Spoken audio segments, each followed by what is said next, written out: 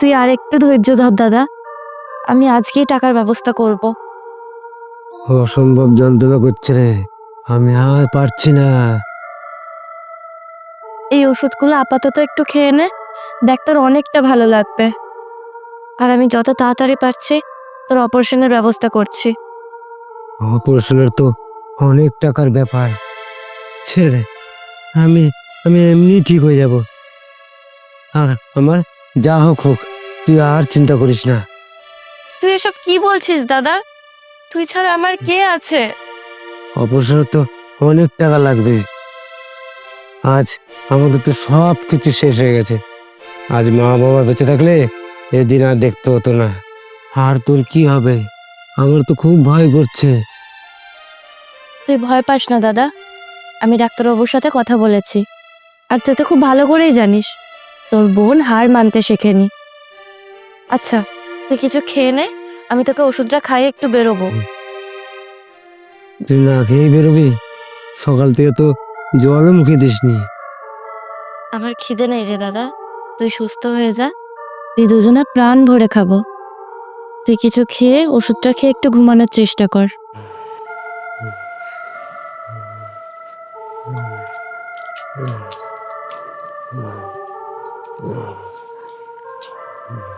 এই নে।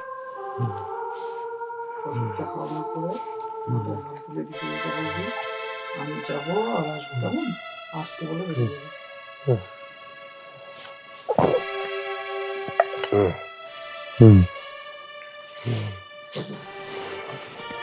আমি যাবো আর আসবো, কেমন? আসছি। শুনছিস না?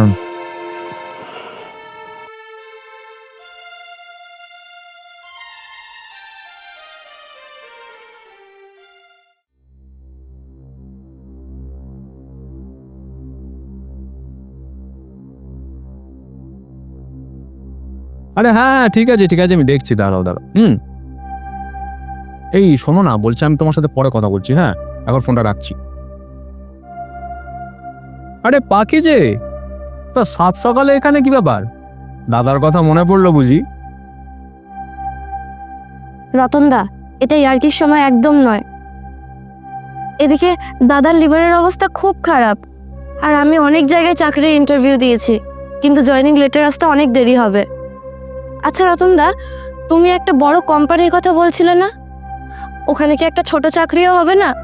পিয়নের কাজ, ঝাড়ুদারের কাজ, যে কোনো একটা, আমি সব করব।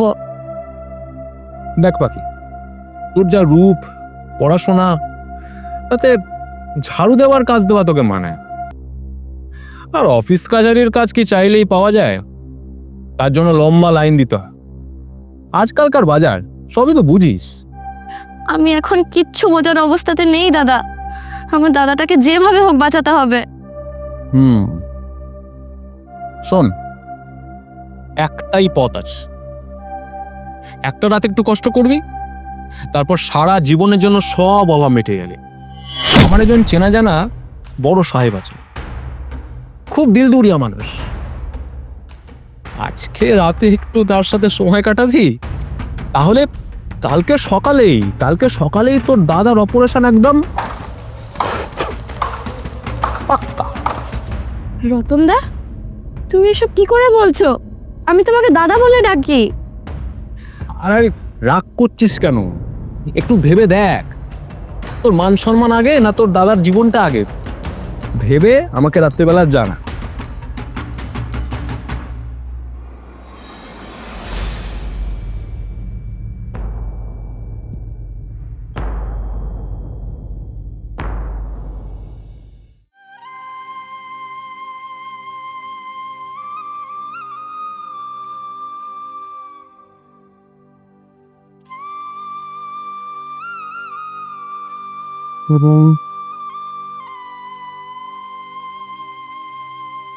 কি রে, তুই এখনো ঘুমোতে যাসনি বোন? তোর খুব কষ্ট হচ্ছে না রে দাদা? না রে, অনেক যন্ত্রণাটা কমেছে, তুই আর চিন্তা করিস না।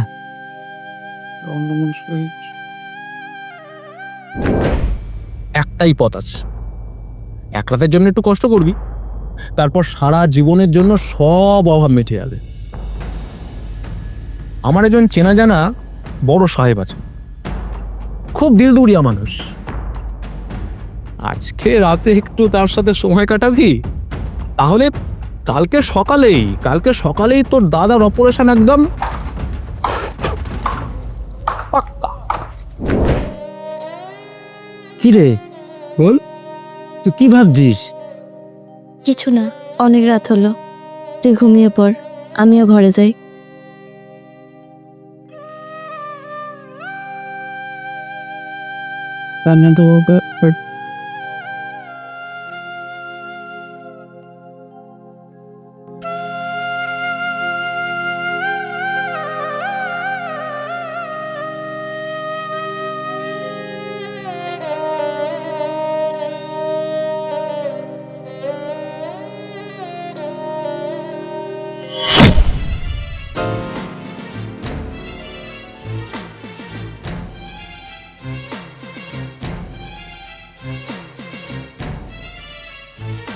আমি রাজি রতনদা।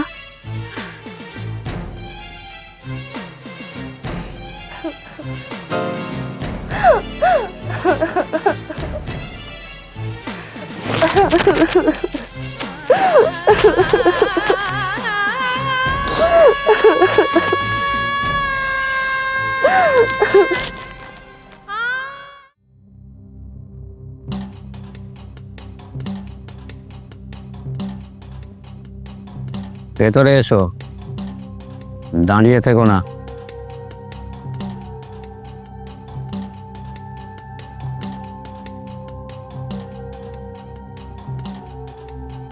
বসো এখানে।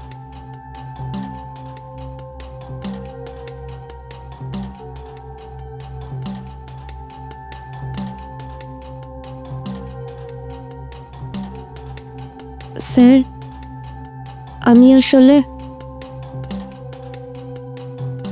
রতন আমাকে ফোন করেছিল, ও বলল তুমি খুব গরিব কিন্তু খুব উচ্চাকাঙ্ক্ষী, টাকার জন্য সবকিছু করতে রাজি। সত্যি কি তাই? না স্যার, আমি উচ্চাকাঙ্ক্ষী নই। আমাকে আমার দাদাকে যে করে হোক বাঁচাতে হবে। রতনদা বলেছে এখানে এলে আমি টাকা পাবো। আমি জানি এটা পাপ, কিন্তু এই মুহূর্তে আমার দাদার জীবনের থেকে বড় কিছু আমার কাছে এখন কিচ্ছু নয়। আচ্ছা, কিন্তু যদি আমি তোমাকে টাকা না দিই? তাহলে তাহলে হয়তো আমার দাদার নিথর দেহটা আমাকে দেখতে হবে। আমাকে আপনি দয়া করুন, আমার দাদার অপারেশনটা যে করে হোক করতে হবে। আমি আপনার পায়ে ধরছি। পায়ে ধরছো কেন? রতন তোমাকে যেটা বলেছে সেটা ভুল। মানে? মানে আমি চরিত্রহীন মানুষ নই।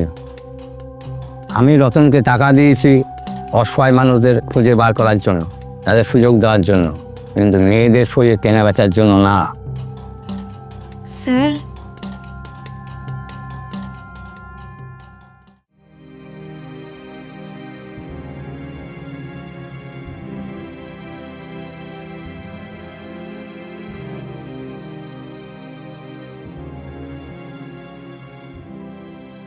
এই নাও তোমার দাদার অপারেশনের চেক। আব্দুল ফাতে যাবে গাড়ি নিয়ে, তুমি তোমার দাদাকে নিশ্চিন্তে হসপিটালে ভর্তি করো। আর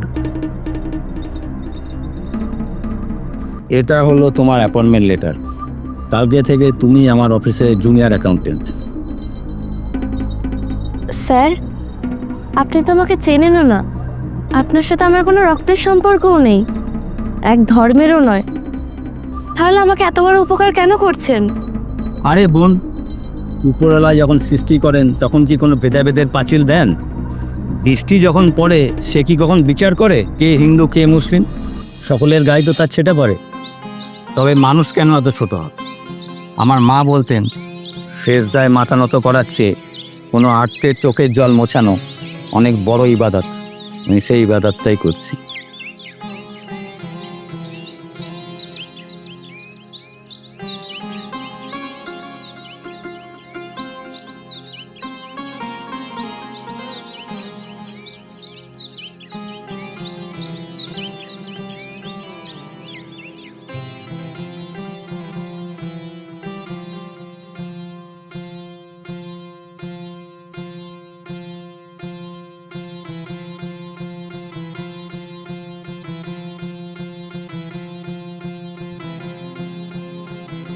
আরে পাখি, তুই এখানে? মানে ইমতিয়াজ সাহেব কি তোকে রেখে দিলেন নাকি? শাবাশ, আমি জানতাম তুই এই কাজটা পাবি। আরে তা কত দিলেন সাহেব? সাহেব ততটাই দিয়েছেন রতন, যতটা তোমার মতো পশুর কল্পনার বাইরে। মানে স্যার, আমি তো মানে মানে তুমি ভেবেছিলে যে অসহায় মেয়েদের একাকিত্ব নিয়ে তুমি খেলা করবে, আমি তোমাকে প্রশ্রয় দেব। আজকে থেকে এই অফিসে তুমি বরখাস্ত হলে। কাল যে মেয়েটাকে তুমি নরকে পাঠানোর চেষ্টা করেছিলে, তোমার টার্মিনেশন লেটারটা ওই টাইপ করবে। হয়ে গেলে আমার চেম্বারে এসো, আমি সাইন করে দেবো। স্যার স্যার স্যার স্যার কি বলছেন? রতনদা, তুমি হয়তো জানোই না, পৃথিবীতে ইমতিয়াজ সাহেবের মতো লোক আছে বলেই না এখনো সূর্য ওঠে, জোয়ার ভাটা হয়, মানুষের মনুষ্যত্ব এখনো বেঁচে আছে। শুধু আমরা মানুষটাকে চিনতে ভুল করি। যেমন তোমায় নিজের দাদার চোখে দেখেছিলাম আমি। ঠিক আছে, তুমি একটু দাঁড়াও, তোমার লেটারটা আমি টাইপ করে আনছি।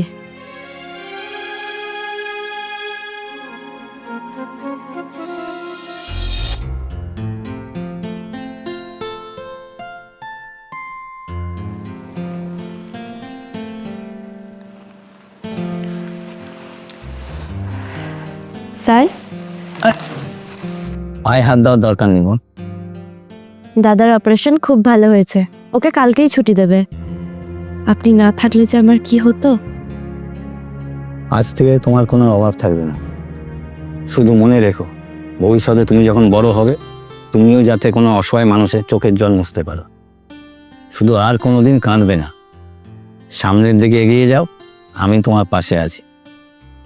দাদা